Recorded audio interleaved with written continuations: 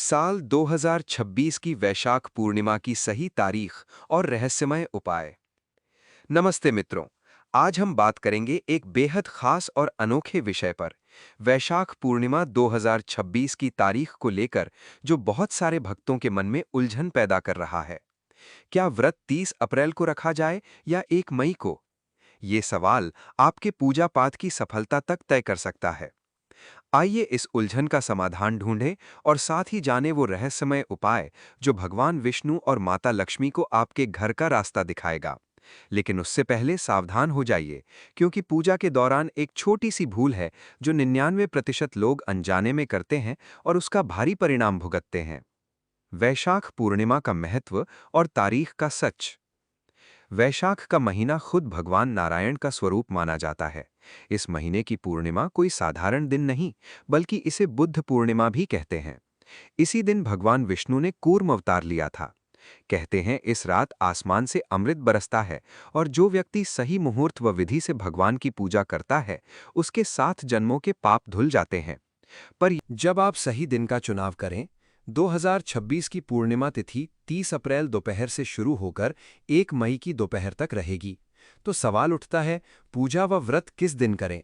शास्त्र स्पष्ट हैं, पूर्णिमा का व्रत उस दिन रखा जाता है जब रात को चंद्रमा अपनी पूरी पूर्ण कलाओं के साथ उदित होता है।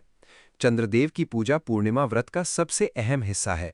इसीलिए सत्यनारायण भगवान की कथा करने वाले और व्रत रखने वाले भक्तों के लिए 30 अप्रैल की रात पूजा करना शुभ रहेगा। वहीं स्नान और दान का पुण्य प्राप्त करना चाहते हैं तो 1 मई की सुबह ये कार्य करें।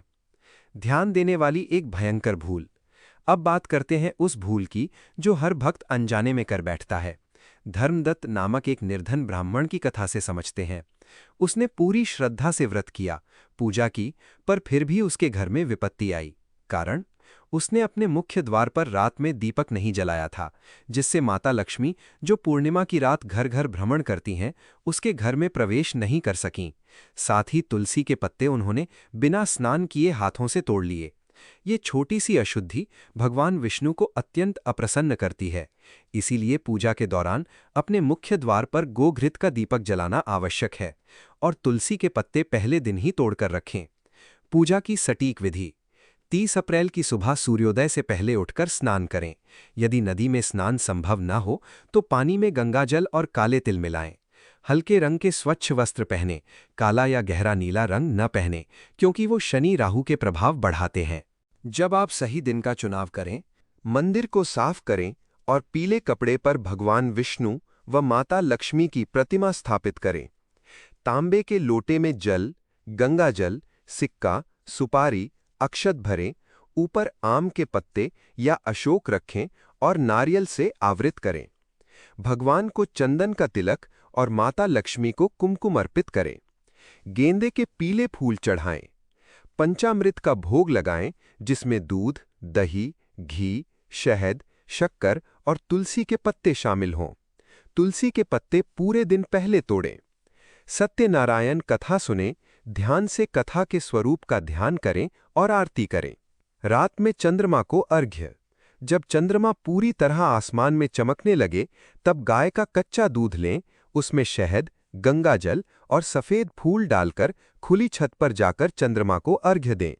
अर्घ्य देते हुए ओम सोम सोमाय नमः या ओम चंद्रमा से नमः मंत्र 11 बार जपें। ये साधना चंद्र दोष वाले, मानसिक तनाव से जूझ रहे और आर्थिक तंगी में फंसे लोगों के लिए चमत्कारी परिणाम लाती है। 1 मई की सुबह स्नान और दान। 1 मई की सुबह ब्रह्म मुहूर्त में स्नान करें। जो लोग नदी स्नान कर सकते हैं, वे पवित्र जल में स्नान करें, अन्यथा गंगा जल मिला पानी लें। स्नान के बाद किसी गरीब को जल, सत्तू या अन्य वस्तुएं दान करें। जल का दान वैशाख पूर्णिमा के दिन अत्यंत फलदायक माना गया है। एक प्राचीन और रहस्यमय उपाय। 30 अप्रैल की रात पूजा के दौरान 11 पीली कौड़ियां माता लक्ष्मी के चरणों में रखें, उन पर केसर और हल्दी का तिलक लगाएं। फिर ओम श्री हरि श्री कमले कमलालय या श्री हरि श्री ओम महालक्ष्मी नमः मंत्र कम से कम 108 बार जपें। अगले दिन सुबह नहा धोकर उन कौड़ियों को लाल कपड़े में बांधकर तिजोरी या धन रखने के स्थान पर रख दें। ये उपाय धन की वृद्धि और आर्थिक स्थिरता के लिए चमत्कारिक साबित होता है। मंदिर को साफ करें और पीले कपड़े पर भगवान विष्णु। पूजा में भाव और संयम भी जरूरी। पूजा और व्रत सिर्फ कर्मकांड नहीं, बल्कि मन की सफाई, बुराइयों का त्याग और परमात्मा से गहरा जुड़ाव है। इस दिन न सिर्फ अन्न, बल्कि क्रोध, लालच और नकारात्मक विचारों का भी उपवास रखें। घर का माहौल शांत और भक्तिमय बनाए रखें। लहसुन, प्याज, मांस, मदिरा का सेवन पूरी तरह से वर्जित है। परिवार के सभी सदस्य सात्विक भोजन करें। पीपल वृक्ष की पूजा। वैशाख पूर्णिमा को पीपल के पेड़ में भगवान विष्णु, माता लक्ष्मी का वास माना जाता है। स्नान के बाद तांबे के लोटे में जल, कच्चा दूध, काले तिल और बताशा डालकर पीपल की जड़ में अर्पित करें। ओम वासुदेवाय नमः जाप करते हुए 7 परिक्रमा करें और मनोकामना करें। माना जाता है ये आज्ञाकारिणी पूजा कभी निराश नहीं करती। अंत में तो मित्रों, 2026 की वैशाख पूर्णिमा आपके लिए एक सुनहरा अवसर है।